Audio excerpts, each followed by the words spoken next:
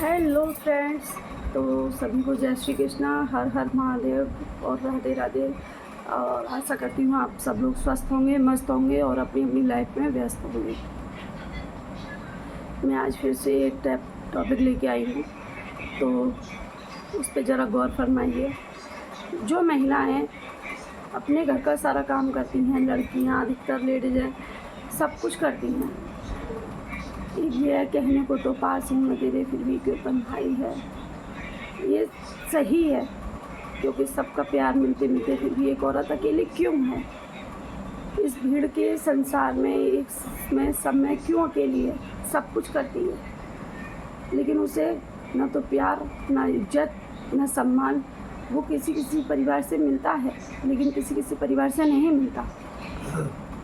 मेरा कहने का मतलब ये है कि हर चीज़ क्यों एक औरत को ही संघर्ष क्यों करना पड़ता है, एक महिलाओं को ही क्यों संघर्ष करना पड़ता है। एक औरत अपनी ऊंची उड़ान अपनी गृहस्थी को चला सकती है, सब कुछ कर सकती है, क्योंकि अपनी लाइफ में सब कुछ नहीं कर सकती। उसके भी खुद अपने सपने होते हैं, उसकी भी खुद की ज़िंदगी है, लेकिन वो अपने सपनों के बारे में कभी सोचती है?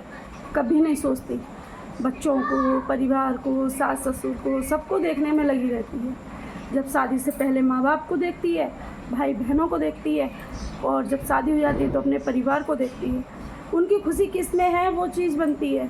कभी अपनी खुशी के लिए किसी भी औरत ने कोई चीज़ डिश बना के खाई है? नहीं खाई है। कभी अपनी खुशी के लिए कोई चीज़ करी है? नहीं करी है, क्योंकि अब हमेशा अपने अरमानों का एक औरत ही गला घोंटती है ना। बच्चों की कभी खुशी की खातिर, कभी पति की खुशी की खातिर, कभी परिवार की खुशी की खातिर, कभी रिश्तेदारों की खुशी की खातिर। ये रिश्तेदार भी कम नहीं होते फ्रेंड्स। ये रिश्तेदारों की खुशी की खातिर कभी कभी औरतें अपने आप को जीना ही छोड़ देती हैं कि हमारी भी एक ज़िंदगी है। भगवान ने हमें 84 लाख योनियों के बाद में एक ज़िंदगी दी है, तो उनका भी एक जीवन है, सब कुछ है। लेकिन नहीं, कुछ लेडीज हैं अपनी गृहस्थी को संभालते संभालते कब उनका समय निकल जाता है, कब अपना वो हो जाता है। 2 पल का अपने लिए, अपनी खुशी से भी कोई औरत मतलब इंजॉयमेंट नहीं कर सकती है ना। लेकिन कहने को तो बहुत कुछ है, लेकिन मैं ज़्यादा समय बर्बाद नहीं करूँगी, क्योंकि मेरे पास बहुत कुछ है कहने को, बताने को, आप लोगों से शेयर करने के लिए। लेकिन मैं क्या करूँ, थोड़ी सी ही समय मिलता है मुझे, तो उसमें थोड़ी बातें ही आपसे शेयर कर लेती हूँ। अगर मेरी गलत बात भी लगती है तो आप मुझे कमेंट करके बताएं कि ये मेरी गलत बात है। अगर सही लगती है तो लाइक और सब्सक्राइब तो ज़रूर करना फ्रेंड्स, और कमेंट करके ये बताना कि हाँ ये सही बात है कि गलत है। अगर गलत है तो गलत है, अगर सही है तो सही है, क्योंकि गलत को गलत और सही को सही कहना हमारे लिए बहुत मुश्किल काम नहीं है।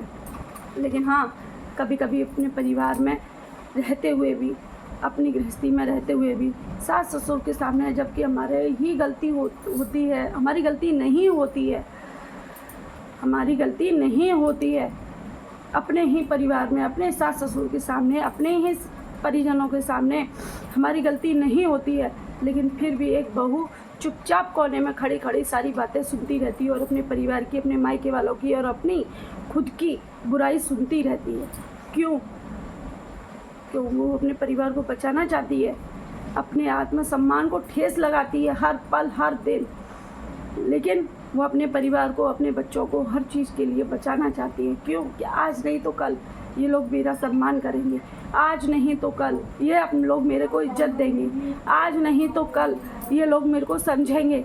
लेकिन बहनों और ख़ास तौर से भाइयों, अपनी अपनी वाइफों की, अपनी अपनी महिलाओं की इज्जत करना सीखो, क्योंकि वो बहनों, सच बात बताऊं दोस्तों, वो कल कभी नहीं आया और ना आएगा, ना वो आएगा।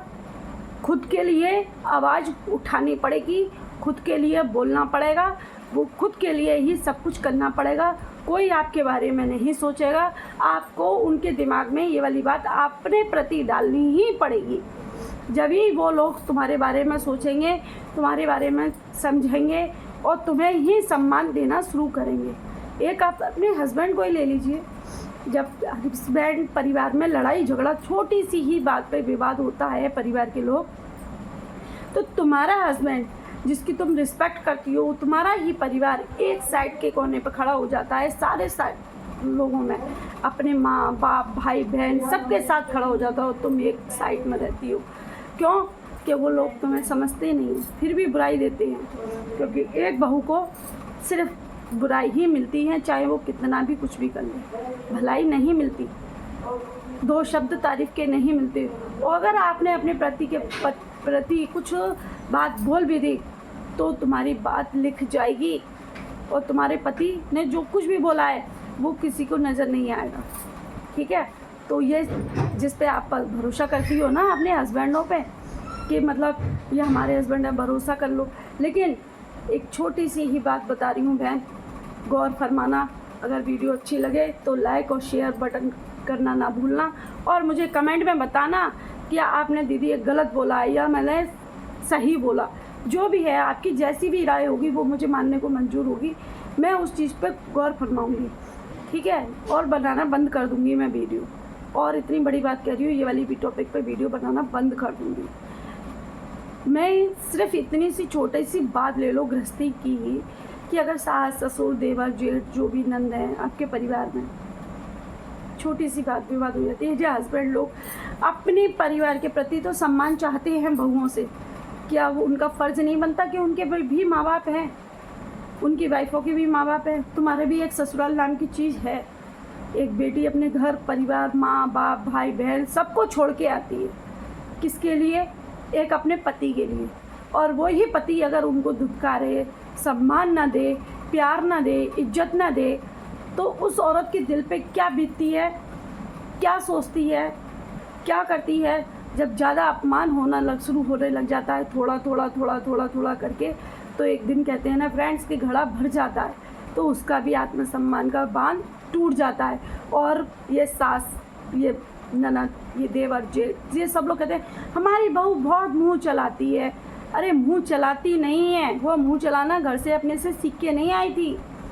मुंह चलाने के लिए तो तुम लोगों ने मजबूर किया उसको, कि अपने लिए एक न एक दिन आवाज़ वो उठाती है औरत। वो अपने घर से तो बिल्कुल गाय बन के आई थी, किसी का मतलब अपमान करना उसने सीखा ही नहीं था, क्योंकि उसकी माँ बाप ने ऐसे संस्कार दिए ही नहीं थे। उसने उसकी माँ जब विदाई करती है अपनी बच्ची की, तो यही कहती है बेटा अपने परिवार को संभालना, अपने सास ससुर की सेवा करना, अपने परिवार को संभालना, अपने पति को प्यार करना। पति ही परमेश्वर होता है। लेकिन एक बात बताऊँ, सच है लेकिन कड़वी ज़रूर लगेगी आप लोगों को। मैं जानती हूँ इस बात को, कुछ बहनों को कुछ भाइयों को मेरी बातें कड़वी लगेंगी, लेकिन कड़वी ज़रूर लगे, लेकिन कहे बिना नहीं हटूँगी। ये कलयुग है साहब, यहाँ सतयुग के पतिदेव नहीं हैं, न श्री रामचंद्र जी के सतयुग के हैं, लेकिन उन लोगों से नहीं है जो लोगों अपने मतलब सारी बहनों से, सारे परिवार से नहीं है, कुछ परिवारों से हैं, जो मेरा कहना है कुछ परिवारों से, सारे सभी के लिए नहीं है ये वीडियो, सारे कुछ लोग परिवारों से ही है, तो इसीलिए प्लीज़ बुरा ना मानना। लेकिन हाँ, ये कलयुग है, इस बात को समझ के चलना। ये कलयुग है, सतयुग नहीं है। सतयुग जी के रामचंद्र जी नहीं है, तो आप है ना सीता जी बनेंगे। ये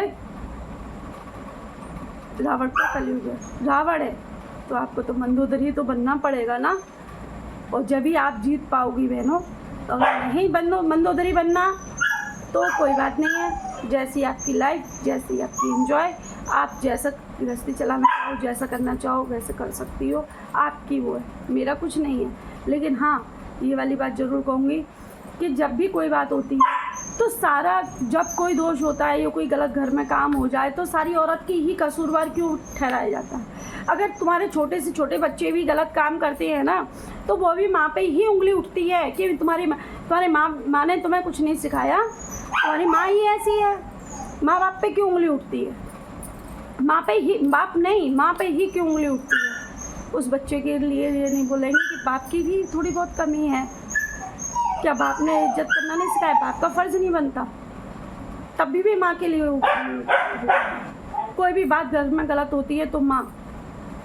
तो इसलिए फ्रेंड्स आज का वीडियो मेरा यहीं समाप्त होता है और मैं आपके लिए और अच्छी अच्छी अपडेट लाती रहूँगी। अगर मेरी बात अच्छी लगे तो लाइक शेयर बटन ज़रूर दबाना और मुझे कमेंट में ज़रूर लिख के बताना कि दीदी आपकी बात सही है या गलत है, क्योंकि छोटी छोटी टुकड़े लेके आती हूँ मैं आपके पास, में पूरी स्टोरी नहीं लेके आती क्योंकि टाइम नहीं बचता। तो मेरे 10 मिनट का 11 मिनट का ब्लॉग होता है इसलिए। तो सभी को जय जय श्री कृष्णा, जय जय श्री राधे, हर हर महादेव।